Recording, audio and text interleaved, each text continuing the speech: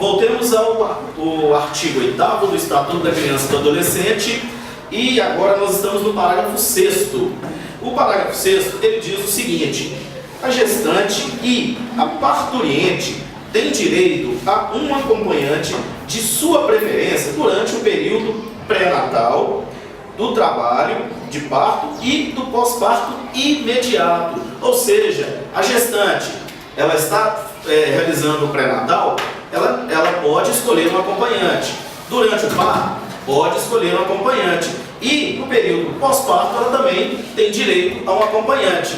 Geralmente é o pai, né? Mas nem sempre o pai pode estar disponível, então...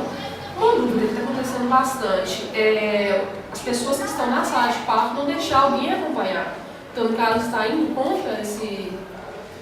A colega perguntou o seguinte: e se o médico ou alguém da segurança do hospital quiser impedir a entrada do acompanhante ali no momento do parto? Se isso ocorrer, estará sendo infringido o artigo 8º, parágrafo 6º do Estatuto da Criança e do Adolescente. Ou seja, essa prática não é permitida. A gestante tem o direito de escolher um acompanhante.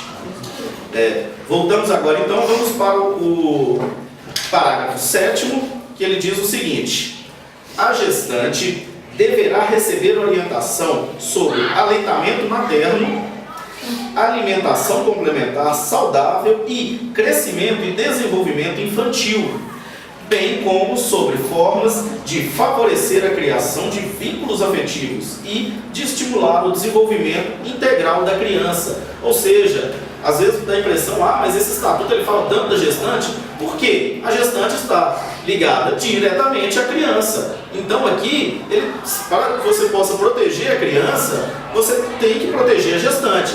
E aqui o estatuto ele deixa claro, ou seja, o poder público ele tem que criar mecanismos de informar a gestante como ela vai fazer para alimentar aquela criança e como serão feitos para que sejam criados laços afetivos, ou seja, laços afetivos da mãe com a criança e também com o pai.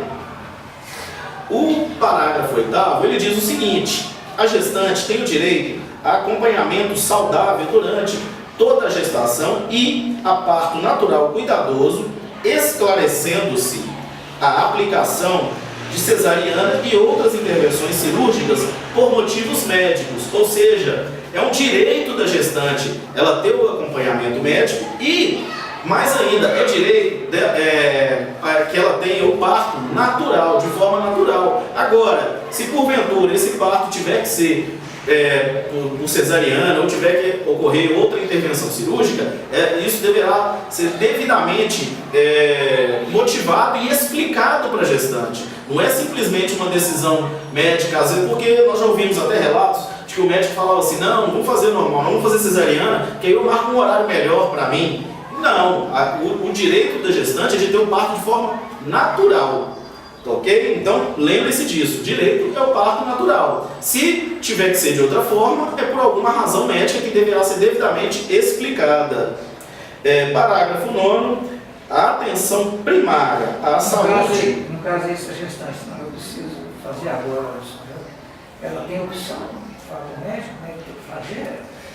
A pergunta... Qual a obrigatoriedade, né? A pergunta que foi feita pelo colega foi a seguinte: se chegou lá o momento do parto, se a gestante, se ela tem o direito de escolher. Eu entendo que a opção primária é o parto natural, ou seja, isso não é uma escolha da gestante. Ela tem o direito ali ao parto natural. Se for por outra questão, aí tem que ter, ou seja, se for por cesariana, tem que ser uma razão médica.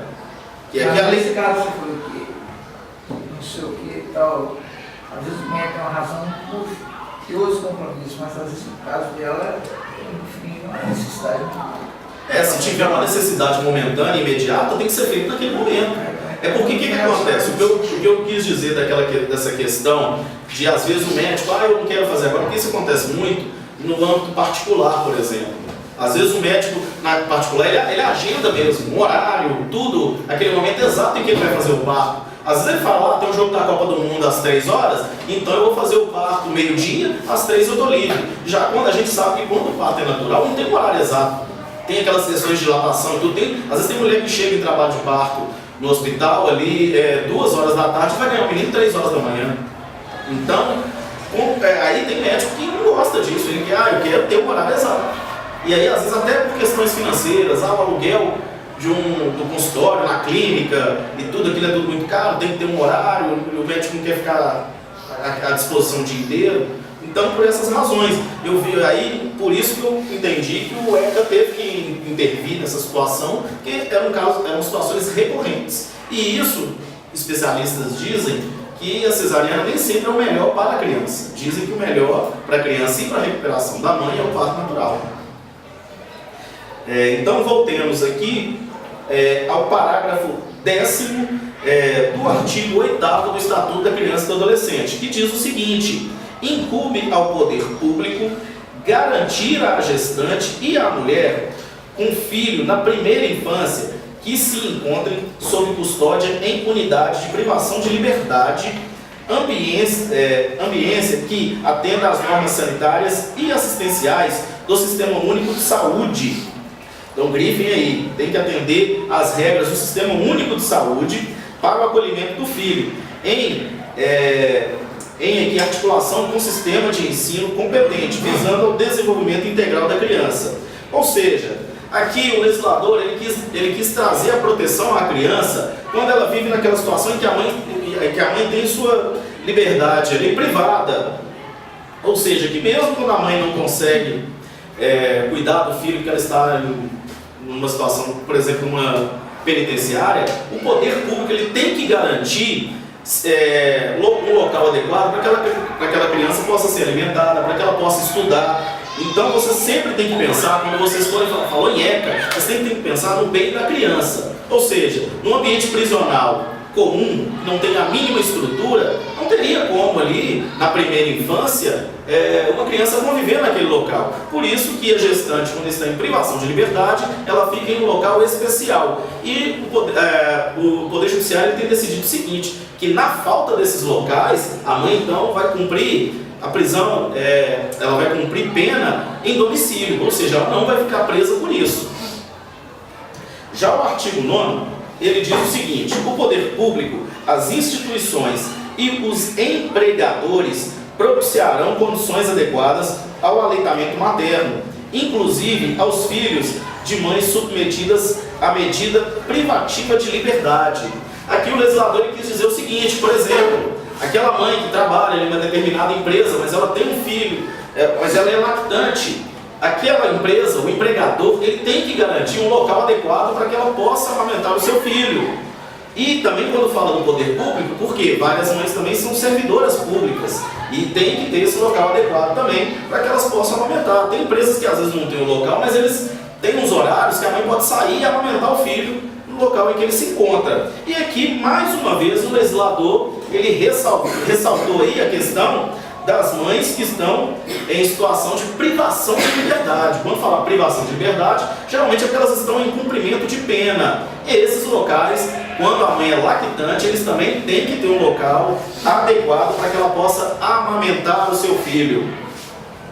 O parágrafo 1º do artigo 9º, ele diz o seguinte: os profissionais das unidades primárias de saúde desenvolverão ações sistemáticas, individuais ou coletivas, visando ao planejamento, à implementação e à avaliação das ações de promoção, proteção e apoio ao aleitamento materno e à alimentação complementar saudável, de forma contínua. Ou seja, essas ações, geralmente elas ocorrem nos postos de saúde, e às vezes nós vemos até na televisão, propagandas aí do governo federal, do SUS, né?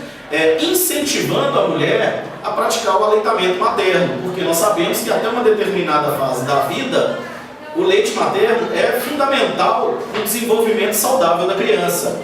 Então, mais uma vez aí o Estatuto citando a mãe lactante e citando o poder público que tem a obrigação de cumprir com essas normas. Voltando então, parágrafo 2º do artigo 9º do Estatuto da Criança e do Adolescente. Ele diz o seguinte: os serviços de unidades de terapia intensiva neonatal deverão dispor de banco de leite humano ou unidade de coleta de leite humano. Ou seja, geralmente ali aquelas crianças que nascem, às vezes até ocorre ocorre muito, salvo engano, no caso dos prematuros, que eles têm que ficar um tempo ali naquela terapia, naquela unidade de terapia intensiva neonatal, e às vezes a mãe não tem leite suficiente. Então ali tem os bancos de coleta de leite. Às vezes tem muitas mães aí, até um ato muito nobre, que fazem a doação de leite para esses bancos, que geralmente ficam nos hospitais, aí, nas maternidades. Mais uma vez o legislador preocupando aí com a primeira infância ali, com a alimentação ali do nascimento do bebê após o nascimento. Já o artigo 10º ele diz o seguinte. Foi o homem que fez essa legislação. Oi? Foi o homem que fez essas leis. Porque geralmente é o Congresso, né, que aprova, então cada deputado geralmente complementa ali com um trecho. Artigo 10.